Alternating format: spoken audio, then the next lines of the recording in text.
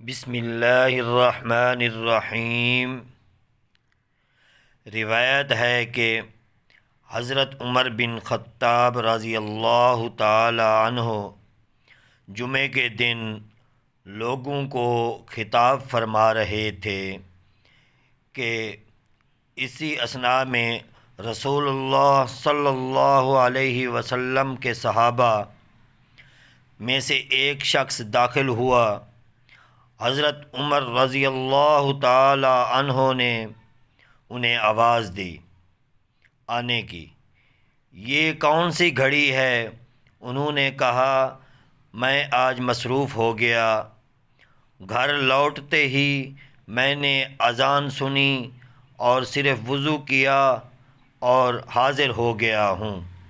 حضرت عمر رضی اللہ تعالی عنہ نے کہا، اور وہ بھی صرف وضو، حالانکہ آپ کو معلوم ہے کہ رسول اللہ صلی اللہ علیہ وسلم غسل کرنے کا حکم دیتے تھے۔